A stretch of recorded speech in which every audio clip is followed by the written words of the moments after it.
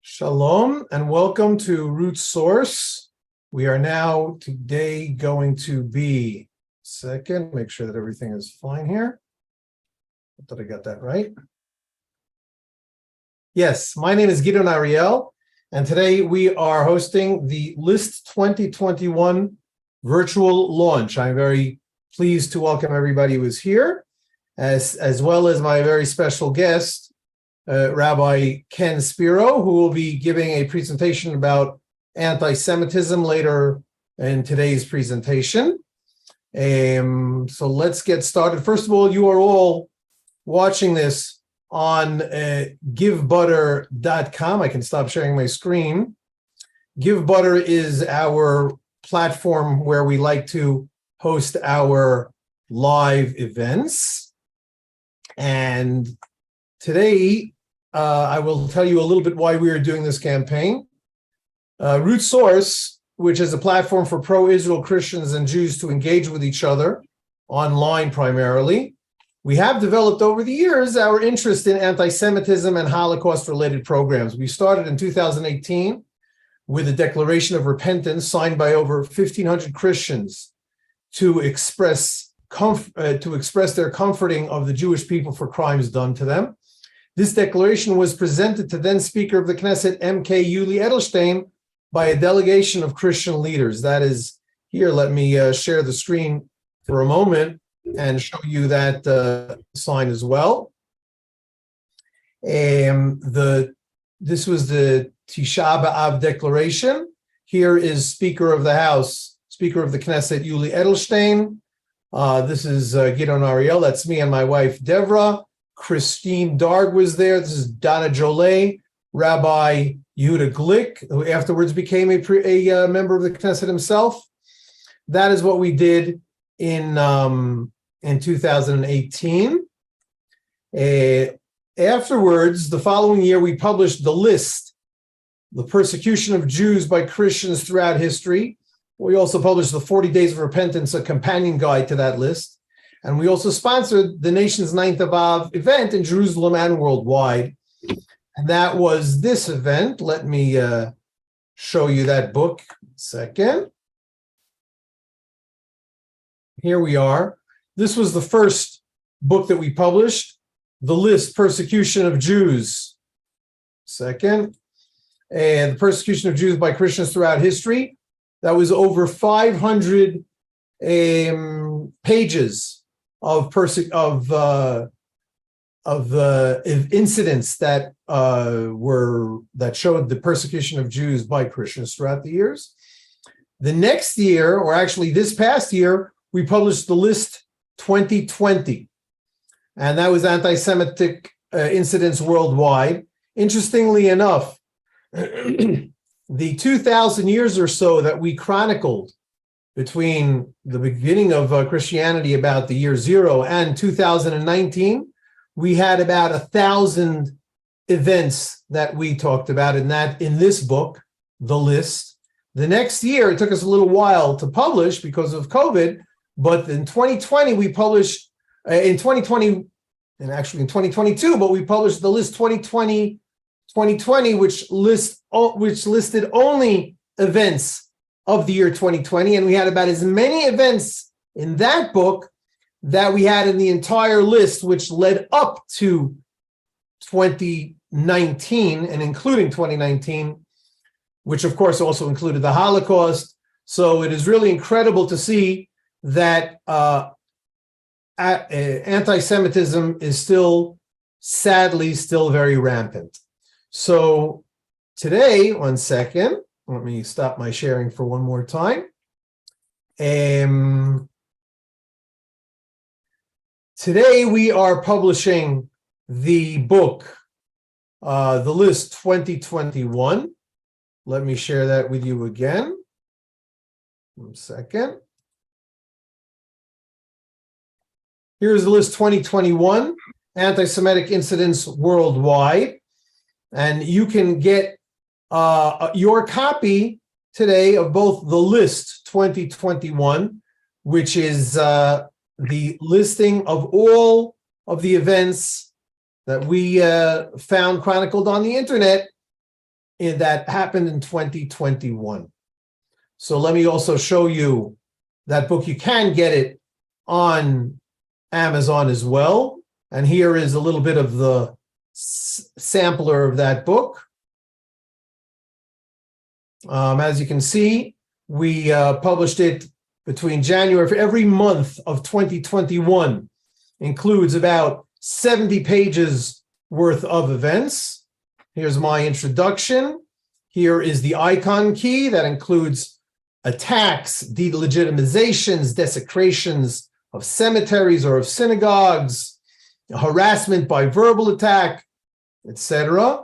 And here in January, all we could fit in on the Amazon sampler was January 1st. This happened on January 1st when a man was arrested for scrawling anti-Semitic graffiti on a Brooklyn synagogue.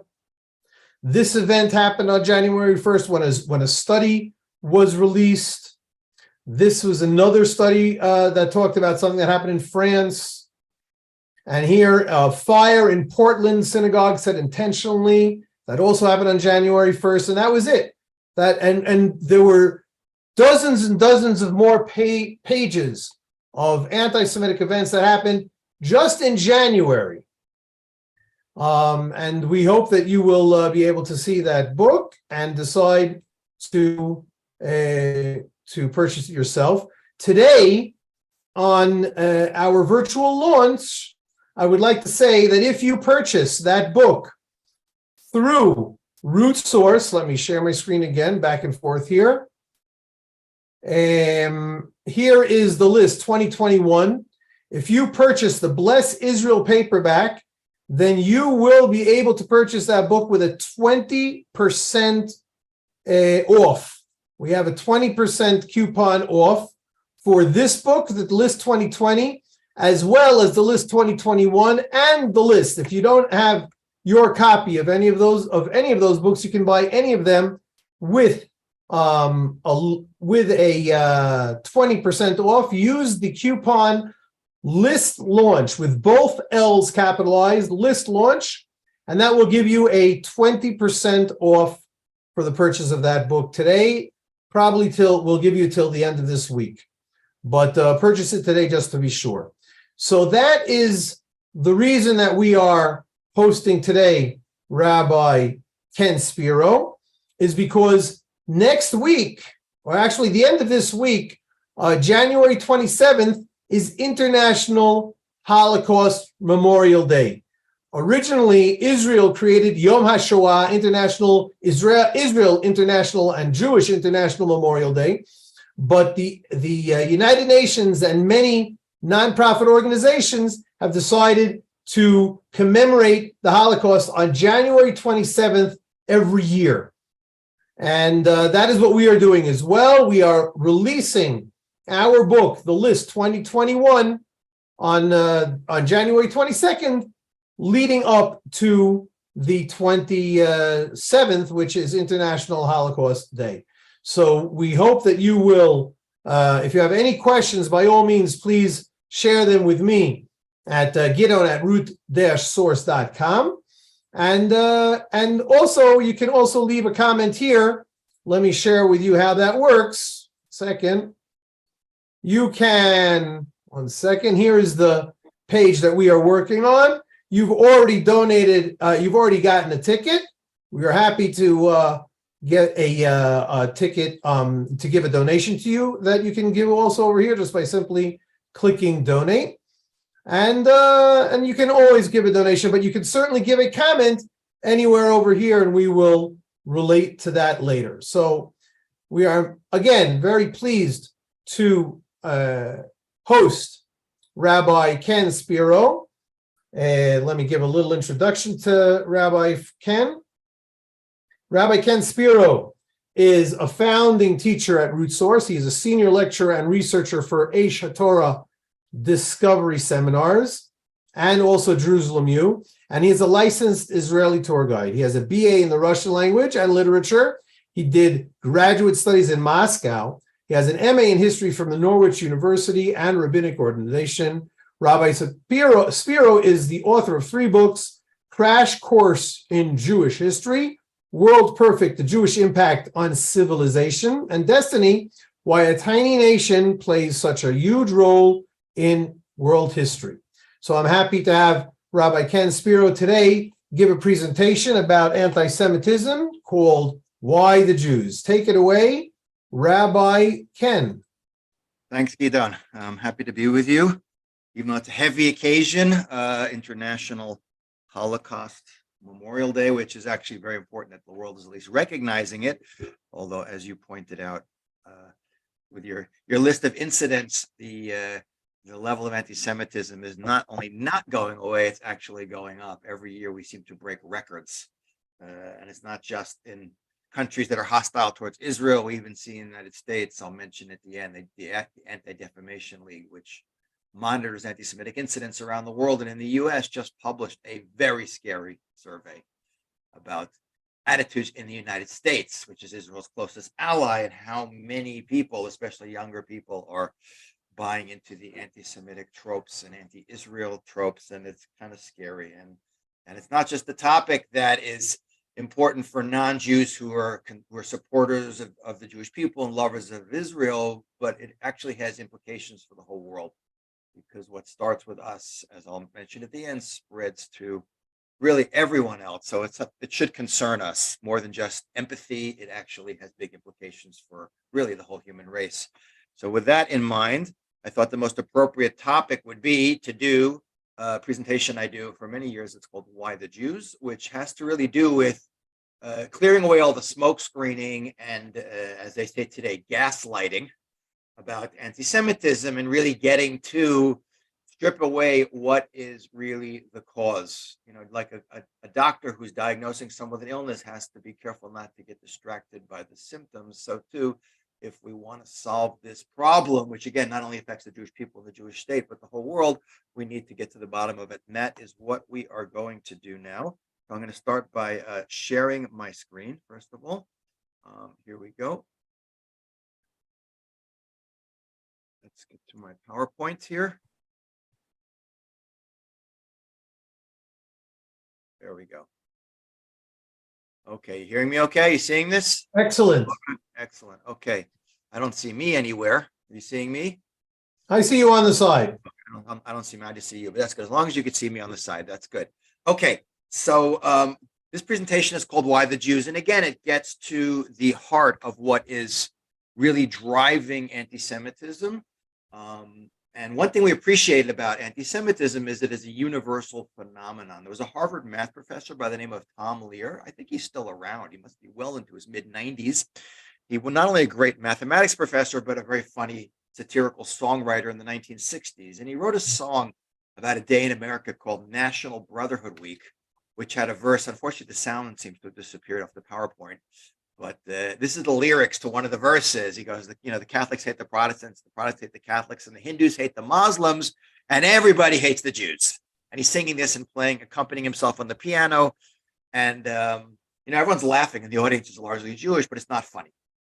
And the question is why? Why is, not that everyone in the world is an anti-Semite, it's not true, but anti-Semitism transcends national, religious, racial, and ethnic boundaries. It's kind of a universal phenomenon.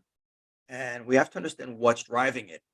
And the why is not just an interesting philosophical, historical point, as I mentioned before, but it's alive and well. It continues to affect and threaten the Jewish people and the Jewish state. But also, as I said at the beginning, it also has huge implications, as we'll see once we get to what really drives it, has huge implications for the whole world, which is why everyone should be concerned about anti-Semitism.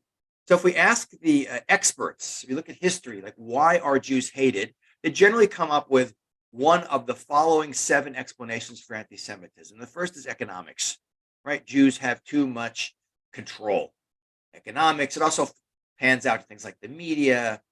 Okay, this is a very common one we see today. Number 2 is chosen people. Jews think we're special, we're better than other people. No one likes an elitist.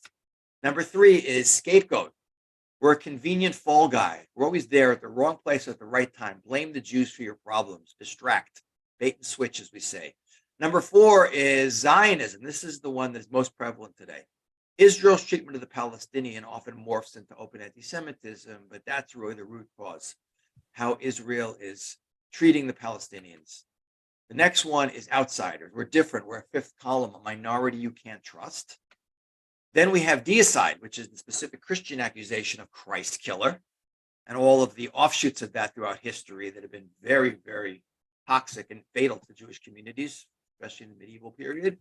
And last but not least, we have race. We're a different and inferior race. This was the one used by Hitler. Now, obviously, these can't all be the causes. We need to go through these and through the lens of history and fact and decide what is the cause versus what is an excuse. So let's define our terms first and foremost. What's a cause versus an excuse? Some of you might remember the cartoon Calvin and Hobbes. Calvin's a 7-year-old kid with a very overactive imagination, always getting into trouble. So why didn't Calvin do his homework? Here he's giving the principal all these ridiculous excuses about aliens and bullies and dinosaurs. And you can see the principal's obviously dealt with Calvin before and is not believing any of this. Now, by the way, when we talk about anti-Semitism, we have to appreciate that there are millions of people who believe any number of things about Jews that are not true. But we can't change something that's not true. What we need to do is get to what's the actual cause. What's the real reason? And in this case, you see, look at how old this cartoon is. Look at how old that TV is. In this case, he was just like watching TV and not doing his homework. So what we're going to do now is go through all the supposed causes, eliminate those through the lens of history and fact. We're going to just move out of the way all those that are not true. And we're going to be left by the end of this presentation with understanding what is the one true cause of anti-Semitism, which is extremely important to understand because, as I said before, as a doctor, if you want to get the patient better, you want to get the cure, you have to focus on what the real disease is and not get distracted by the symptoms. So let's begin at the beginning. Economic theory. So where's the first connection of Jews and money begin? It actually begins really in any serious way going back to the 13th century when the Catholic Church decided that usury, lending money at interest, which is pre-banking banking, is illegal to Christians. By the way, this is taken from a commandment in Judaism where you're not allowed to lend to your fellow Jew at interest because you don't lend your brother money at interest. Like your mom asks you for $5 and you say, here, mom, here's 5 and give me 10 back on Friday. Okay. So the Catholic Church decides that this commandment that's in Judaism, we're going to adopt also. But someone has to lend money at interest because if not, there's going to be no banking. There's no incentive to lend any serious amounts of money. By the way, these images you're seeing are wood carvings from about 500-600 years ago. Take note of the fact that, by the way, the medieval sign in the Christian world that Jews were forced to wear was not the Star of David, which you see in the Holocaust, but the circle, which kind of looks like a bagel, but it's actually the coin. And notice the guy on the left there with the funny nose and the claws on his feet, that's the devil. The devil and the Jew always are conflated into the same individual in medieval and Renaissance art throughout Europe. So Jews are forced into, so the Jews who are already going to hell for killing Jesus, we'll get to that later, so we can just force them to lend money. So this will just further exacerbate the hostility that's going to be directed at the Jewish people. But how do we know this is not really the reason for anti-Semitism, the real cause? Because fast forward several hundred years after this prohibition in the 13th century, when the Italian bankers, non-Jews, are lending money at even higher interest and totally disregarding the Catholic Church, there's no pushback against them. And again, of course, the majority of Jews didn't lend money. Even when Jews weren't lending money, they were hated. Any way you look at it, it just seems to be an excuse. But the real explosion of the association of Jews with not just financial control, but political control and power really takes off at the beginning of the 20th century with the publication of the world's most famous forgery, the Protocols of the Elders of Zion, which was written by the secret police of the Tsar of Russia in 1901. They were called the Black 100s. And it's supposedly the minutes of a meeting that takes place every 100 years when the heads of the Jewish community and the rabbis get together once in a century to plan the next century of Jewish control of the world. Now, how do you know it's a forgery besides we know it's a forgery? Anyone who thinks that 10 Jews in a room could agree on anything clearly knows nothing about the Jewish people. But you should appreciate that this book, after the Bible and the Quran, is probably the most reproduced book that there are more versions of than any other book on the planet Earth. It's even a bestseller in countries like Japan, which has no Jews. I have a friend who grew up in Japan. He told me the Japanese don't buy it because they're anti-Semitic. They're really not. Asians generally aren't. One of the few groups that really aren't. But the Japanese believe it's true and they want to know how the Jews are doing it so they can copy it.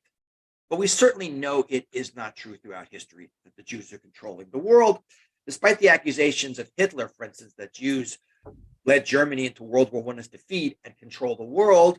A good example to prove clearly that this is not the case is a month before the start of World War II, Adolf Hitler takes a boat called the St. Louis. They made a movie out of this called The Voyage of the Damned. He sticks almost 1,000 Jews on this German ocean liner and sends it off to the Western Hemisphere. Now imagine this is a boat full of wealthy, powerful, connected Jews. How hard would it be for them to find a port of entry somewhere in the world? Even if someone didn't want them, we'll buy our way in. What happens to the ship? If you know the story, it circles around the Atlantic for many, many, many, many weeks and eventually has to go back to Europe because no one took any of these people. And at least half of them will die in the Holocaust. But more than that, while it's true today that Jews in America are definitely above average and arguably the highest income earning bracket of people collectively, not that all Jews in America are rich, obviously they're not. But the vast majority of Jewish history, and certainly pre-Holocaust, where the vast majority of Jews are living in places like Eastern Europe, the vast majority of Jews are, many of them are very poor, and at best middle class. There were a few exceptions, of course, and they're definitely successful Jews. But no matter what state we're in, rich or poor, they seem to come after us no matter what. But more than that, in 1935, Hitler gets to power in 1933. In 1935, he passes the Nuremberg laws, which robbed Jews of all of their civil rights. Anything they had, their bank accounts, their right to vote, their right to hold political office and public office of any kind, be public servants, go to school with non-Jews, it's all taken away from them. So if the threat the Jews pose is political or economic, and that is neutralized by legislation, why does Hitler have to go and kill the Jews? Clearly in his mind, the threat they pose, which is something we'll get to later, is something very much deeper and different from money. So the point being, people may believe it, but it's certainly not the cause. Okay, let's try another one, chosen people. Now, by the way, it's true that since our inception, the Jewish people have believed that we are chosen, not for privilege, by the way, but for unique responsibility in the world. And we also chose to kind of set ourselves apart. And one could imagine that maybe that idea of being different would engender a certain level of hostility. But when we fast forward to Germany pre-Holocaust, when the Enlightenment hits Europe and Jews are emancipated and let out of the ghettos and given civil rights, Jews run to embrace European culture, especially Germany, and they drop the notion of all their differences. They say we're not Jews, we are Germans of the Mosaic, meaning from Moses' persuasion. We're not going back to Israel. We're dropping our observance. That's where the Reform movement comes out of. A new movement in Judaism has started really in the beginning of the 19th century out of a desire to allow Jews to comfortably assimilate German culture by being just like the German people. So here's a Jewish community living in the most cultured place in the world in the 20th century, saying we are not different. We have no special destiny. Germany is our Israel. Berlin or Hamburg or Frankfurt, that is our Jerusalem. Does the hatred disappear? Not at all. It actually gets much more intense.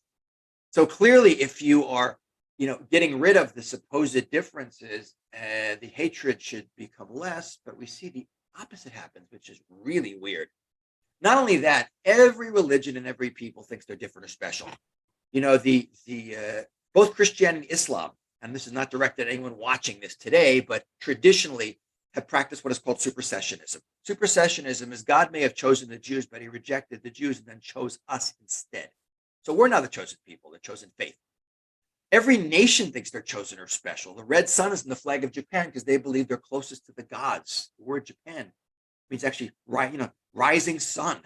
And the word for China in Chinese means center of the universe. Traditionally, by the word for non-Chinese in Chinese was monkey or barbarian, not very PC.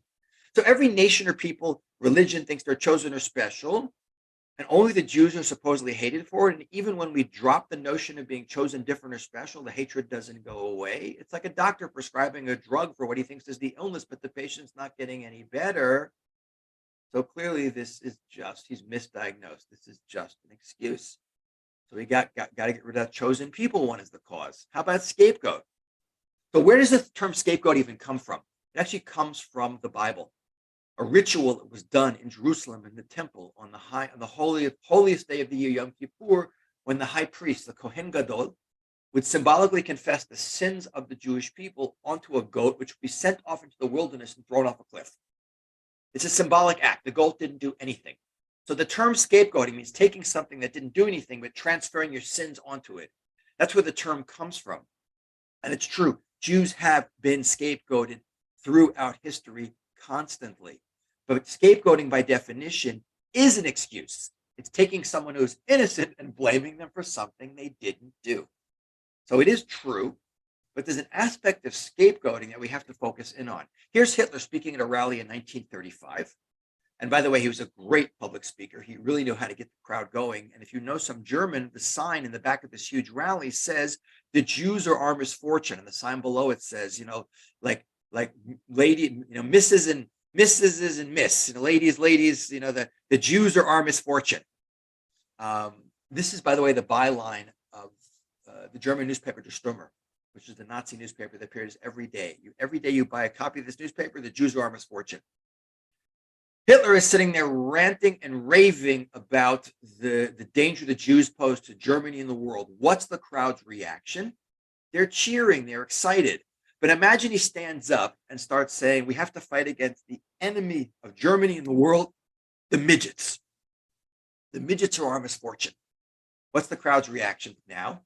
It's almost certainly going to be that Adolf Hitler is barking mad and he needs a uniform with sleeves that tie around the back and an office with no door handle and padded walls.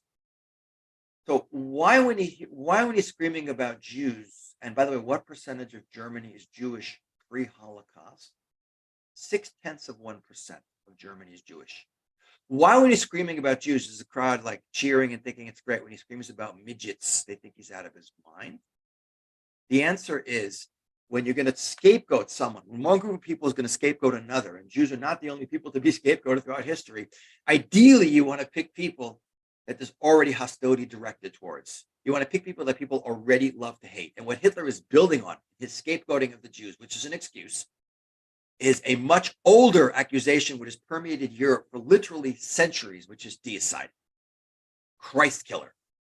And this one is unbelievable. So one I relate to, by the way, the most personally, because just a little anecdote from my own life. When my great-grandmother bought several buildings in Brooklyn over 100 years ago, and when I was a little kid, we lived in Prospect Park in Brooklyn in one of the apartments in one of my grandmother's building. Then she inherited the building. Now my mother has the building.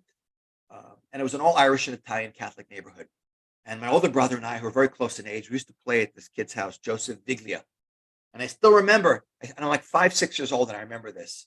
We'd be playing in his house. It was dinner time. His mother would say right in front of us, "Joseph, send the Christ killers home. It's time for dinner." And I still remember he didn't invite us to his 7-year-old birthday party because we killed his God. Remember, my brother went to the door. He dragged me down the street. He wanted to see why we weren't invited. He knocks on the door, and everything gets quiet inside, and they open the door a crack. And he's looking out, and all the kids are in back of him, and the parents are in back of the kids. And my brother says, "Why weren't we invited?" And he goes, "We ran out of invitations." And my brother was a smart kid, even at like 7, 8 years old. He says, "Come on." So he throws the door open. What's opposite the entrance to the door? That. And he says, "You killed my God." And he slams the door in my brother's face. And I go running home and hide under my bed. I'm so scared they're going to kill me. So but this accusation of Christ killer is weird on many, many different levels. First of all, actually, before you get this image, go back for a second. When was Jesus born and when does he die? So the chronology is about the year 1 to about the year 32 of the Common Era. Okay, granted, Christianity is not a major world faith immediately after his death, but as soon as it does become the official faith of the Roman Empire in the 4th century, the first agenda item should be, let's pay back those Jews for what they did to Jesus. When does the accusation of Christ killer first appear and is used against Jews to unleash massive violence? I mean, think about it. Imagine, put that thought on hold for a minute. Imagine, in the Civil War, 1861 to 1865. Okay, north winds. I have some Southern friends who still don't admit that, but the north winds. When is the South most angry at the North? 1866 or 2022? Obviously, 1866, a year after the war ends. Time dulls all pain. Imagine you land in Miami this winter and this is what you see. So when should the accusation of Christ killer really exploded as open violence against the Jews? Literally right after Christianity becomes the official religion of the Roman Empire, but it actually isn't used to unleash massive violence against the Jews till 1,000 years after his death, around the time of the First Crusades. That's also weird. But there's another interesting aspect of it. If you look in the gospel, and I'm sure you're all very familiar with the texts, it's the Romans who are primarily involved in his arrest, his trial, and his crucifixion. Okay, according to the gospel, there were some Jews involved. If you read in Matthew, okay, but, let's split the blame 50-50 between the Romans and the Jews. No, the Jews get all the blame, and the Romans get the church named after them, the Roman Catholic Church. And there's so many aspects of this that are so weird. By the way, in 1965, Pope Paul XXIII, who was the most, I would say, open towards reconciliation with Jews in 2,000 years, he actually, and the Pope is infallible in Catholic thinking, he said, first of all, only a few Jews alive in Jesus' lifetime had anything to do with his death. And no Jew alive today, this is the 1960s, can be held accountable for that event. So the Pope, who is infallible, forgives the Jews for something we didn't do in the first place. Does anything change? No. The anti-Semitism doesn't go away. And when you look at Christian anti-Semitism specifically, you see how incredibly irrational and hostile it is. Like another great example is, what is unique about kosher meat, besides what animals you can eat, and you have to slaughter the animal in a certain way by slitting its throat. You can't consume any blood. So what are Jews accused of? Starting in 1144 in Norwich, England, the people who are not allowed to consume even blood of an animal are accused of kidnapping a Christian baby and ritually slaughtering the child for the blood. Now, why do Jews need the blood? So when I'm teaching this class live, I always ask the audience, I say it's a multiple choice question. A, medieval Europe, it was believed that blood is the chief ingredient in matzah, which is eaten during Passover. 2, as a punishment for killing Jesus, all Jews suffer from hemorrhoids, and the only known cure for hemorrhoids is Christian baby's blood. 3, all Jewish men menstruate and need a monthly blood transfusion. 4, Jewish boys, when they're circumcised, lose so much blood, they have to drink Christian baby's blood to replenish the loss. What's the answer? It's actually all of the above were accusations leveled against the Jew. You can see in this image, by the way, this is a medieval wood carving. You can see again of all these people wearing these circle signs. This is the sign of the Jew, and the stupid hats they were forced to wear to distinguish them from the Christian majority. So clearly this is ridiculous. And as Freud would say, it's also transference. What's transference in psychology? You have a magnifying glass for your faults in other people, because the central ritual in a Catholic Mass is transubstantiation, when the priest changes the wine and the wafer into the body and blood of Jesus. In the 13th century, the church announced this is not a symbolic ritual, it's real. When you drink that wine, when you eat that wafer, you're eating Christ's body and drinking his blood. So what are Jews immediately accused of? And you can see multiple images of it, primarily German. Breaking into churches, stealing the communion wafers. Here's an entire graphic novel German version of it. You can see, follow it down from the top. Jews break into the church. Look on the upper right-hand corner. You see the fake Hebrew on the tablets, them stabbing the crackers. The crackers are screaming and blood is pouring out. They're torturing the crackers, but the Christians show up. The Jews are arrested. They're tortured. They're executed. In the end, they're all burned alive. And the host is returned. The Jews are dead, and the world's a better place. We hate the Jews because they torture crackers. You could almost laugh at this, except the entire Jewish community of Belitz in Switzerland in the 13th century were all put in a giant wooden house and burned alive based on an accusation extracted through torture that the Jews had tortured crackers. None of this stuff has anything to do with reality, but it's pretty scary how many people believe the most vile accusations against Jews. The last but not least is this one. What's the animal that's least kosher in Jewish thought? The pig. So what are Jews? What's the image always associated with Jews? The pig. You just saw a series of images called Judensau, which means large female Jewish pig. This image actually is taken from the bridge outside the ghetto in Frankfurt, Germany, that's seen by thousands of non-Jews every day as they're passing in front of the Jewish ghetto, where Jews were forcibly confined. Look at this. This is the devil as a Jew. Notice the circle.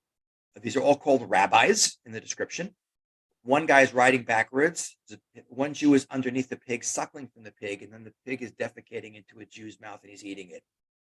This stuff is horrifying beyond belief. But when Adolf Hitler stands up and says, in the middle of the 20th century, that the Jew is subhuman, evil, destroyer of the world, he's building literally on hundreds of years of the most vile, negative images and accusations against the Jews that create such a level of fear in the Christian subconscious for literally over 1,000 years. It's no wonder he's able to perpetrate the Holocaust on the Jewish people. But none of this has anything to do with reality.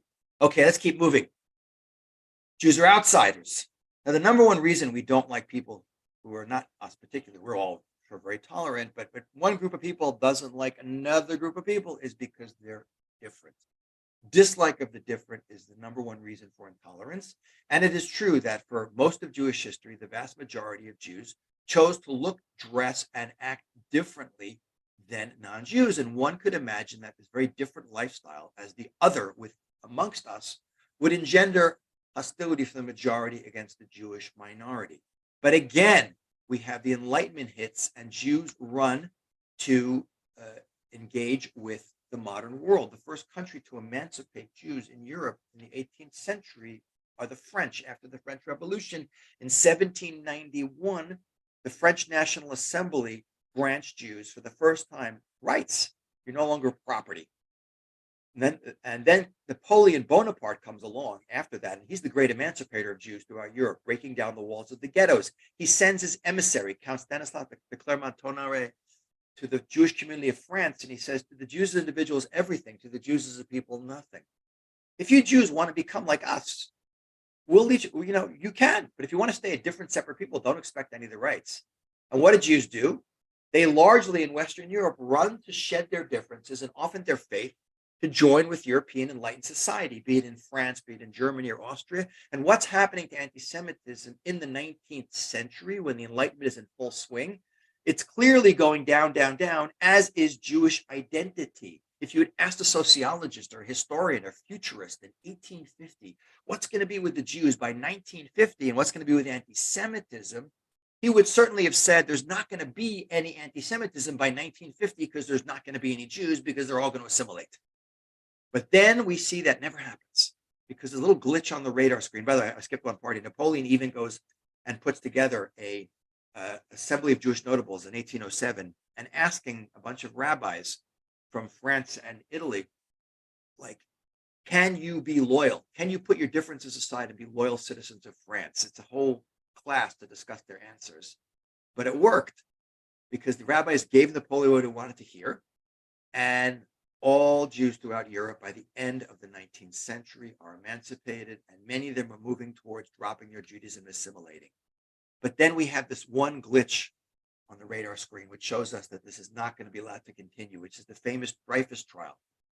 In 1894, the highest ranking Jew in the French army, Jews were not allowed to serve in the French army until the French Revolution. Dreyfus is the highest ranking Jew, captain in the French army, totally assimilated Jew and loyal Frenchman. But France was deeply anti-Semitic still, the army and the government.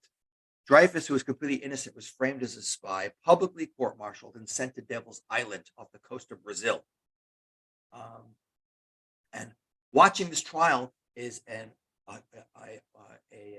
Hungarian Jewish playwright and journalist living in Vienna by the name of Theodor Herzl, famous Theodor Herzl. And he is shocked. As he's covering this trial, the crowd is screaming at the court-martial, not death to Dreyfus the traitor, but amot hajuif, kill the Jews. And he writes in his diary, where is this happening? In France, 100 years after Jews are emancipated? And he comes to a really interesting conclusion that the Jew can change himself into any shape to satisfy the accusation of the non-Jews. You hate me because I'm different, I'll become just like you. Does the anti-Semitism go away? No. It just changes its excuse and comes back from a different angle. Now, the assimilated Jew is just as dangerous, if not more dangerous.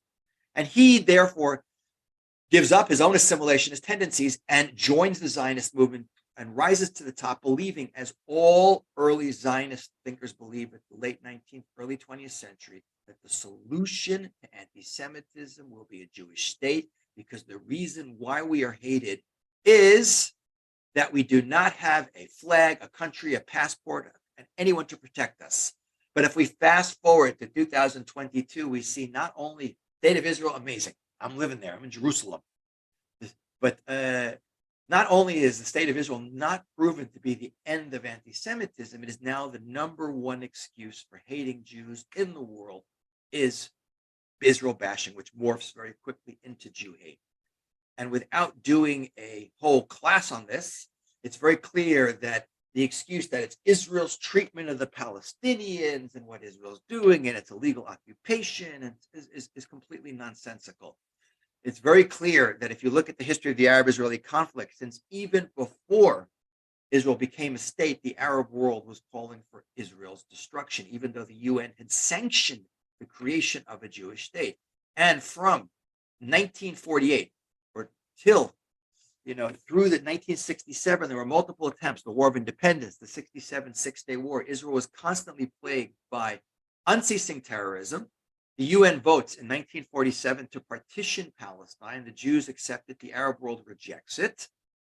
As a consequence of an attempt by the Arab world to destroy Israel in 1948, Jordan will occupy Judea and Samaria, also called the West Bank, and Egypt will occupy the Gaza Strip. So if the reason we hate these Jews is the occupation, why are we going after them before they're occupying any territory?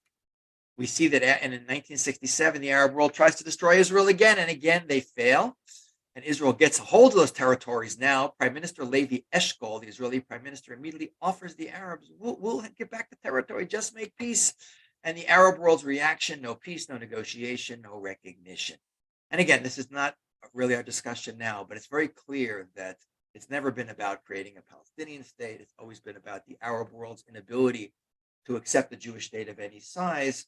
But no matter what Israel has done, it's always wrong. And the Israel bashing usually morphs pretty quickly into open anti-Semitism against the Jewish people in general. And if you want to see how true this is, look at I'm sure if you look at the book that Gidon is publishing, or if you look at the statistics, you will always see there are massive spikes in anti-Semitic incidents around the world when Israel is involved in an internal conflict, whether it's with Gaza or with Lebanon, as if all Jews in the world are somehow accountable for what is going on.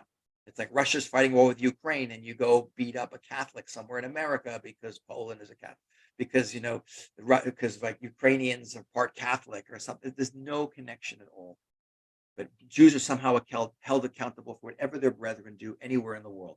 Anyway, let's keep going. We want to get to the real reason here. So last but not least, we have the racial theory of anti-Semitism, and this is the one used by Adolf Hitler, basically based on the notion that Jews are a different and therefore inferior race. Hitler will invent all kinds of pseudo fake science to show that Jews are physically and mentally inferior, that they look different, that they're a lower species, that they're not even life worthy of life. Of course, we know all of this is ridiculous. There's no real science behind it. Not only that, we know that Jewish people are not a race. We come in all size, shapes, and colors. So if you put it all together, each of these could be a class, but you put them all together, you see that while people may believe these, none of them are really the cause of anti-Semitism. You get rid of them and Jew hate is still there. And not only that, none of them have anything to do with what? Judaism. There seems to be nothing Jewish about hating Jews. By the way, when you ask, if you go, what's the most famous diary about the Holocaust, is the diary of Anne Frank. Anne Frank was a German girl whose family fled after the persecution of Jews in Germany began. They fled to Holland, and when the Germans invaded Holland, they hid in an attic for 2 years, and then the family was caught, and Anne Frank dies in Bergen-Belsen, a concentration camp, a month before liberation. Her father survives and publishes the diary, which is the most published book about the Holocaust. It's been translated into over 100 languages, I believe. But if you look what Anne Frank, who's not a religious girl, look what she writes about Jew hate and anti-Semitism as a 12-year-old. She says, who knows, it might even be our religion for which the world and all peoples learn good, and for that reason and that reason only do we now suffer. We can never become just Netherlanders or just English or representatives of any country for that matter. We will always remain Jews. That's really interesting because whereas all those other excuses had nothing to do with really anything Jewish, it's Jewish economic control, it's Jewish racial inferiority, it's this, it's that, it's Israel's treatment of the Palestinians. Here, 12-year-old Anne Frank is writing, it has something very much to do with Judaism. Interesting. By the way, in the Broadway show that was made out of this diary, this line does not appear. Here's how it appears. Well, one day it's one group and the next day another. That's it. Like Hitler sitting in his headquarters in Berlin and going, eeny, meeny, miny, mo, and now it's time for the Juden, the Jews, to go. There's no reason. 6 million Jews, 1.5 million children, killed by a madman who's just thinking irrationally. That's it. That's all. There's got to be something deeper going on there. If we start to look at anti-Semitism a little more deeply, we realize that anti-Semitism is in a category by itself. Jews do not have a monopoly on being hated. There's way too much hatred and intolerance in this world, but there are aspects of anti-Semitism that set it apart. And Dr. Bernard Lewis, of the late, great Dr. Bernard Lewis, wrote, hatred of Jews has many parallels and yet is unique in its persistence and its extent, its potency and its virulence, its terrible final solution. Conventional prejudice and persecution can be very terrible, but they differ from anti-Semitism, as does conventional from nuclear war, which means the world is full of, intolerance and racism of all different kinds, but Jew hate is different for any number of reasons, beginning with the word itself. Let's step back and look at the word. What does it mean, anti-Semitism? So, people, I asked an audiences live and they go, hatred of Semitic people, Middle Eastern people are Semitic people. No, it's not what the word means. The word was invented by a German writer by the name of Wilhelm Marr, a racial Jew-hating author in the late 19th century. He published a book in 1879 called The Victory of Germandom Over Judaism, in it which he writes, the dictionary definition is prejudice or hostility towards Jews and Jews alone. And he coins the phrase, if you hate an Arab, you are not an anti-Semite. And by the way, for over 100 years, it was the only form of racial or religious intolerance that had its own word to describe it. That should immediately get us thinking. Think about it. If you hate a black person, what are you? A racist. If you hate an Asian, what are you? A racist. Only Jew hate has its own word to describe it. That's got to get us thinking there's something unique about this hatred. But there are other unique things about anti-Semitism that set it apart. Edward Flannery, who's a Catholic priest, in his book, The Anguish of the Jew, he writes that anti-Semitism is different because of its longevity and consistency. It is the longest continuous hatred in human history. I can show you anti-Semitism going all the way back to the book of Genesis in the Bible 3,700 years ago. Another thing that sets it apart is the universality. Not that everyone hates Jews, but hatred of us is not linked to one group of people, one race, one country, or one religion. Wherever we have gone in significant numbers for thousands of years, it is followed as the most universal hatred. Number three that sets it apart is the intensity. It is more than just prejudice or hostility towards Jews. It is an unendingly long list of persecution, expulsion, economic and physical marginalization, humiliation, exile, you name it, up into what's the worst thing you can do to a people you hate? Kill them. What's the word for killing an entire people? Genocide. Who invented that word? A Polish Jewish refugee in 1948, Dr. Raphael Lemkin, 1945, Dr. Raphael Lemkin, who's the father of the idea of crimes against humanity in international jurisprudence. Fleeing from Poland to England during the Holocaust, he writes, there's a crime happening in Europe, there's no word to describe it, and he creates the word genocide. Even that word had to be created to describe the unique intensity of anti-Semitism. When I'm guiding Jews, or even non-Jews, in Yad Vashem, the National Holocaust Memorial Site in Israel, which is so intense to walk through, of like image after image like this on steroids. And I always ask people at the beginning, you got to ask, what is it that we are doing that is so threatening to the world that people feel for literally millennia that they have to wipe all of us, even women and children, off the face of the earth? But the last thing that really we've been looking at until now, which is the weirdest of all that makes anti-Semitism most different, is the confusion behind it. You think about it. If you ask, a white supremacist to put on a whiteboard why he doesn't like black people, he'll write 5 or 6 horrible things he thinks supposedly black people do. But if you ask a Jew hater to put on a whiteboard why he hates Jews, he'll fill up 15 whiteboards. I hate Jews because they're communist, capitalist, warlike, passive, different, the same, strong, weak, rich, poor, dominant, lazy, servile, aggressive. What's weird about the list? A, it goes on and on and on, and B, it contradicts itself. Professor Michael Curtis of Rutgers University had the best line. He said, anything and everything is a reason to hate the Jew. Whatever you hate the Jew is that. What? Whatever you hate the Jew is that. But if you put it all together, we have in the background, you see behind the opening image, is an endlessly long list of accusations against the Jews. And some of the greatest experts on anti-Semitism in the world would stop at this point and say, you know what?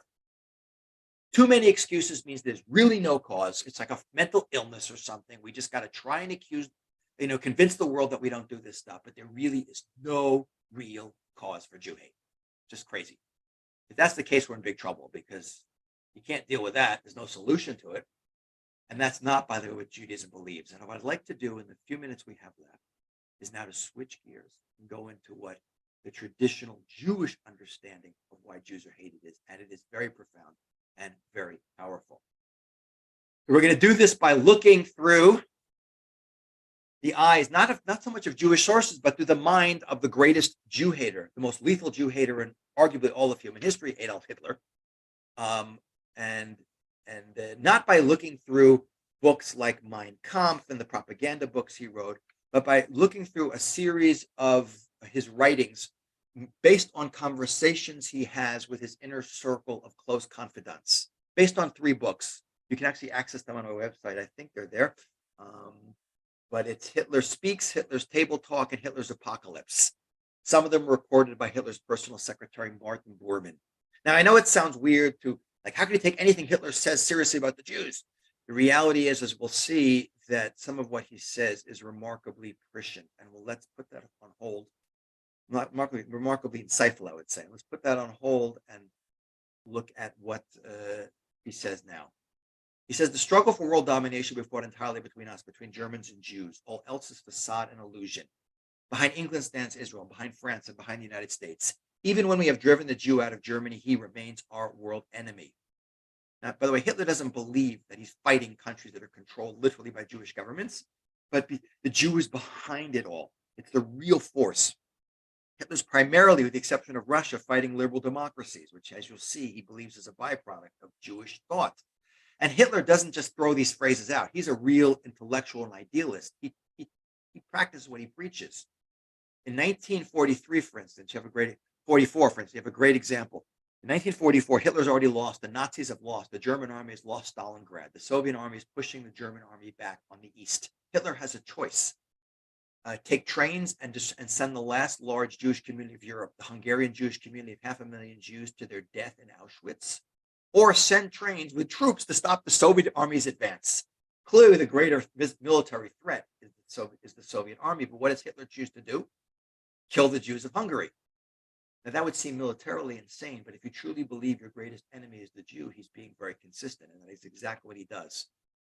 He says, do you now appreciate the depth of our National Socialist movement? That's the Nazism is an abbreviation for this, German. Can there be anything greater and more all-comprehending? Those who see in National Socialism nothing more than a political movement know scarcely anything of it. It is more even than a religion. It is the will to create mankind anew. Now, Hitler is more than just a politician, a military leader. He is in his own way, a visionary. He is trying to reshape the human race. He goes on to say, they refer to me as an uneducated barbarian. Yes, we are barbarians. We want to be barbarians. It is an honorable title to us. We shall rejuvenate this world. This world is near its end. He's saving the world. But look at that. He says, we want to be barbarians. By the way, the Nazis glorified 2 things in terms of retro reconnection to their past. Teutonic Nordic paganism, which is why he loved Wagner, the German composer, the Ride of the Valkyries. This is all Nordic mythology. And the Roman Empire pre-Christianity. These were the things he really modeled the German ideals on, what the Nazi state should be based on. He says, Providence has ordained that I should be the greatest liberator of humanity. I am freeing man from the restraints of an intelligence that has taken charge, from a dirty and degrading self-mortification of a false vision called conscience and morality, and from demands of a freedom and a personal independence which only a very few can bear. Look at this. I'm saving the world. What am I saving the world from? A false vision called conscience and morality. Wow, this is getting interesting. What he says now is mind-blowing. He says the Ten Commandments have lost their validity. Conscience is a Jewish invention. It is a blemish like circumcision. Wow. That is the greatest backhanded compliment ever given to the Jewish people. By the way, who in history first went after circumcision? What happens to a Jewish boy at 8 days old? The Greeks in the Hanukkah narrative 2,200 years ago, which was paganism's war on the only monotheistic faith at the time. But the next quote, and the last quote we're going to look at is, in my opinion, the most important. It's not a quote. It is the words from the Hitler Youth Song, the song sung by every kid in Germany from 1933 to 1945. I believe the last 7 words are the 7 most important words to understand, not just the Holocaust, but all of anti-Semitism. And boy, are these words important to pay attention to if you're a God-believing person from any faith. He says, we are the joyous Hitler Youth. We don't need any Christian virtue. Our leader is our savior. The Pope and Rabbi shall be gone. We want to be pagans once again. Boom. Hiding in plain sight. Wow. Hitler goes on to say, by the way, that in the natural order, in nature is brutal, but nature is balanced. The lion's on top of the food chain because he eats everyone and no one eats him. He doesn't say to the gazelle, you have a rough day, I'll chase a zebra. He says, I catch you your lunch. But nature doesn't have any mercy. When lions hunt, who do they go after? They hunt a herd of wildebeest. They don't go after the alpha male. They go after the baby or the old, the sick. You hear about a criminal going after the old or the sick or a baby, you think he's a sociopath and a mass murdering psychopath, kill the guy. The lion's just being natural. Hitler says the same thing. The ancient world, and it's true, major empires like Rome never respected countries' territorial integrity. They conquered anyone they could. But the strong were weak. Whether it's the strong survived, the weak were lunched. That's how it worked with empires. That's how it worked with animals. He said the new concept is coming to the world, the human concept. Now we take care of the weak. Small countries that would never exist next to world empires are now allowed to survive, like in democratic Europe. No way that should be allowed to exist. Mentally handicapped people who were in the ancient world were killed by their own parents at birth. They're allowed to live. By the way, the Nazis started doing this to their own people. Handicapped German people were gassed by the Nazis, but in secret because the German population didn't like it. He said, the world has been artificially turned from its natural, vibrant, strong, survivalist state to a weakened state. You take a lion raised in a safari park and you send it back to Africa, it's going to be lunch in 5 minutes because it's forgotten what it's thought to be, what it means to be natural. He said, the world is being destroyed. Hitler's saying, I am saving the world. And who's responsible for this? The Jewish people collectively. He says, if only one country, for whatever reason, tolerates a Jewish family in it, that family become the germ center for fresh sedition. He said, every Jew is a super spreader. If one little Jewish boy survives without any Jewish education, with no synagogue and no Hebrew school, it's in his soul. Even if there had never been a synagogue or a Jewish school of the Old Testament, the Jewish spirit would still exist and exert its influence. It has been there from the very beginning, and there is no Jew, not a single one, who does not personify it. And there's a whole bunch of really famous Jews in the background, from actors and actresses like Lee Portman and Albert Einstein, and you name it, and Barbara Streisand. But every Jew, assimilated or connected, Hitler says, has this Jewish soul within him that will cause him or her to somehow push some sort of Jewish worldview ideology on the world, whether it's through traditional Judaism or another Jewish idea that they will create. Wow. And therefore, Hitler comes to a very evil but logical conclusion, like if every Jew's a super spreader, you can't let one survive. Every single Jew has to die. Wow. He goes on to say that the heaviest blow which ever struck humanity was Christianity. Hitler hated Christianity, by the way. He just was smart enough to wait to go after Christianity until he conquered the world, which he was not successful in doing. But had he done that, believe me, that's his next target would have been. Bolshevism, which is communism, is Christianity's illegitimate child. Both are inventions of the Jew. And it's true, by the way, that they're offshoots on a political level. Like even communism was created by a bunch of well-intended but misguided Jews, and Christianity is absolutely, on a historical and theological level, an offshoot of Judaism. What's interesting is the rabbis in the Talmud, the Jewish oral law, make a very interesting statement. They ask, when do we Jews become a nation? Most nations become a nation after living in a piece of land for hundreds of years and coalescing into a modern national identity. The Jewish people become a nation outside their national homeland, in the desert, at Mount Sinai, when we commit not loyalty to a piece of real estate, to a flag, but loyalty to a certain spiritual, moral mission and a relationship with God as the source of that spirituality and morality. The rabbis in the Talmud say, by the way, the word Sinai in Hebrew is read as Sinai. You can see it in the upper right-hand corner. They say, don't read it as Sinai, read it as Sin'ah, which is the Hebrew word for hatred. He said, at Mount Sinai, anti-Semitism was born. It is hatred of the messenger, meaning the Jews, because of the message that every Jew, he or she, carries in his or her soul, even if he or she is not consciously aware of it, like your genetics. You're not aware of it, but you carry it. You can't get rid of it. You can always pass it on. It's an amazingly profound statement, and that is going to the heart of what really is driving anti-Semitism, all excuses aside. Hermann Rauschning, who was an early supporter of Hitler, who fled to America and became an anti-Nazi, he even appreciated this. He knows nothing about Judaism, but look what he says in the yellow. He talks about anti-Semitism being a rebellion against the moral mission of the world, of the Jewish people against the world, the call to Sinai against which humanity again and again rebels.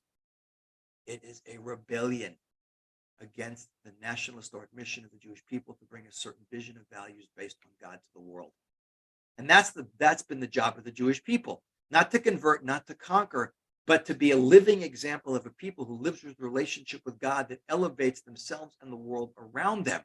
And it's an amazing story about how we, the teeny tiny Jewish people who had no homeland for 2,000 years, that have suffered through such incredible hatred, have nonetheless been able to wean a huge chunk of humanity off of the immorality of the ancient pagan world and brought them to a world that is basically based on one God. It's an incredible marketing victory for the Jewish people, despite all odds.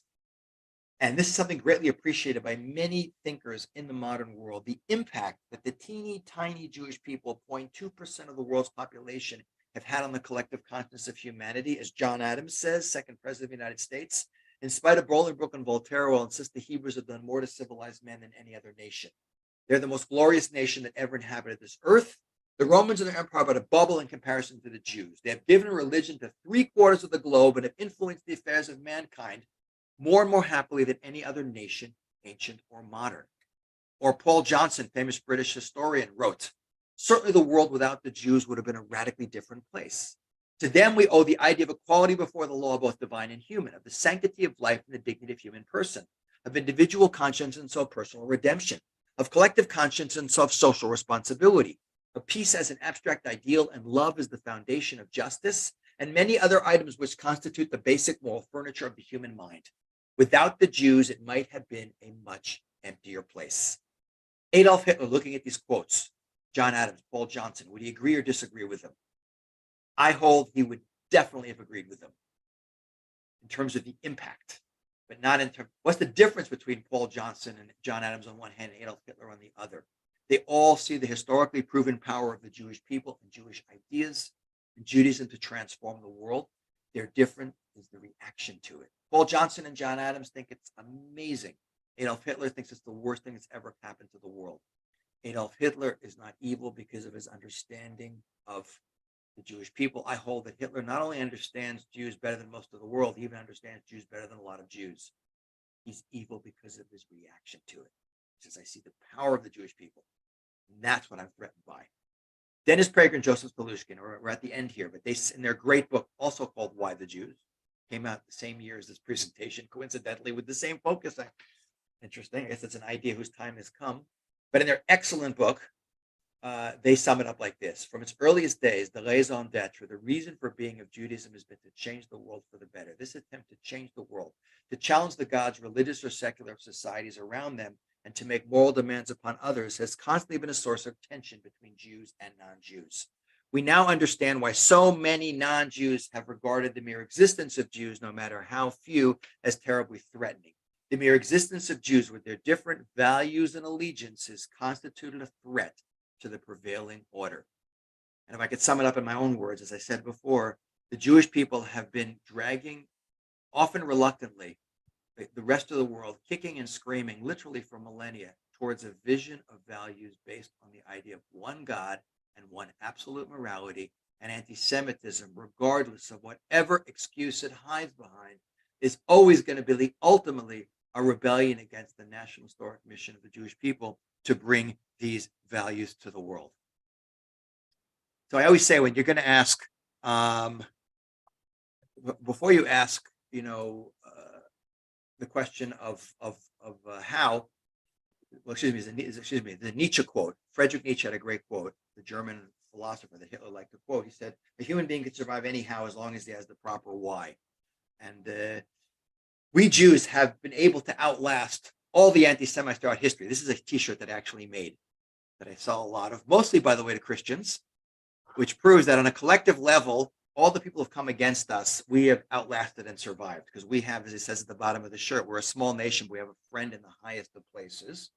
But what is most threatening to individual Jews, as I always point out, are Jews who are disconnected from Judaism, but don't understand how beautiful their faith is and what their mission is in the world. These are the people who could easily fall victim to not necessarily the violence of anti-Semitism, but towards making the worst possible decision, which is, of course, to decide that the best way to escape anti-Semitism is to assimilate.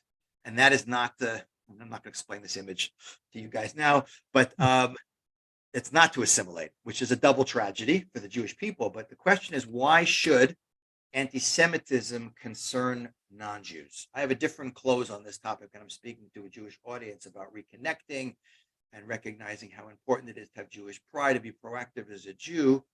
But for non-Jews, why should this be an issue? So Dennis Prager and Joseph Palushkin, also in their book, Why the Jews, end with a very powerful statement. He says, anti-Semitism is a Jewish problem, but non-Jews make a most self-destructive error when they dismiss it only as the Jews' problem. Treatment of Jews has served as one of humanity's moral barometers. Watch how a nation, religion, or political movement treats Jews, and you have an early and deadly accurate picture of that group's intention towards others. Moral non-Jews who fail to act against anti-Semitism inevitably suffer from them. Nothing about Jew hatred is clearer than this. Jew haters begin with Jews, but never end with them, as anti-Semitism is ultimately a hatred of a higher standard. So long as there are good people, the Jews will never be the only targets of anti-Semites. Moral non-Jews who do not heed the universal implications of this hatred are destined to be its victims. And it's a beautiful way of saying, paraphrasing also the quote from Martin Niemöller, who was a German Lutheran minister during the Holocaust. He had a famous quote. He said, when they came for the communist, I didn't protest because I wasn't a communist. When they came for the socialist, I didn't protest because I wasn't a socialist. When they came for the Bundists, I didn't speak up because I wasn't a Bundist. When they came for the Jews, I didn't speak up because I wasn't a Jew. And when they came for me, there was no one left to protest. And that is the most powerful lesson of all of the talk we've had today, is the realization that if anti-Semitism is a rebellion against morality, then Jews serve as the canary in the coal mine. When evil has come into this world, when the values that are antithetical to what Judaism has brought into the world, which are the values that come from God, come into this world, just as the canary in the coal mine will fall victim to the poison gas before the miners, so too it will start with the Jewish people, but spread to the rest of the world. And the same thing, by the way, holds true for the state of Israel. Israel is the Jew amongst the nations. You can literally tell how countries are doing by how they look at Israel. It's not an accident that the biggest Israel bashing states, like North Korea, Iran, Venezuela, Cuba, are also the states that are, least democratic, most totalitarian, and most dangerous to the world. Because when you can read this in George Gilder's book, The Israel Test, he's a non-Jew who wrote this book illustrating that how the world looks at Israel is really another litmus test for that country's morality, just as an individual looks at Jews as the litmus test for that individual's morality. So this is why the issue is so important to us, not just for the Jewish people, for our own security and the security of the state of Israel, but it's an issue that is relevant to the entire world. And as we approach now International Holocaust Commemoration Day, it is a powerful wake-up call that we cannot forget the dangers of anti-Semitism, not just to the Jewish people, but to the entire world, and that we have to all people who believe in a God who gives humanity one standard of values, one higher standard, and desires a connection with his creation and to elevate the world morally and spiritually, have to stand up and defend Israel and the Jewish people, because it's defending It's being on the right side of the struggle to truly bring the right values to the world. And thank you very much. Thank you also very, very much, Rabbi Ken Spiro. Let me get us both over here. And today's presentation, of course, was presented by Rabbi Ken Spiro, who is one of the most popular teachers in Root Source. You can find him on Root Source, root-source.com/teacher/Ken Spiro, or you can simply search on Root Source with this little magnifying glass here in the corner. I hope you can see that when in this presentation. Today, once again, we are launching the list 2021 anti-Semitic incidents worldwide. You can also find this on our website. Just search for the list 2021. Actually, through our store, you can find it. It's the #1 item on our store today. When you click through the Bless Israel paperback, don't forget to use the word list launch in order to get a 20% off.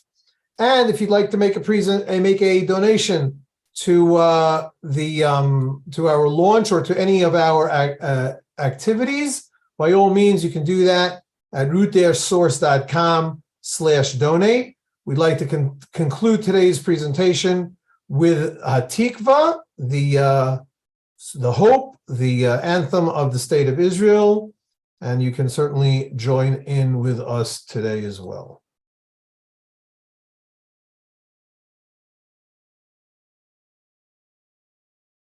Second.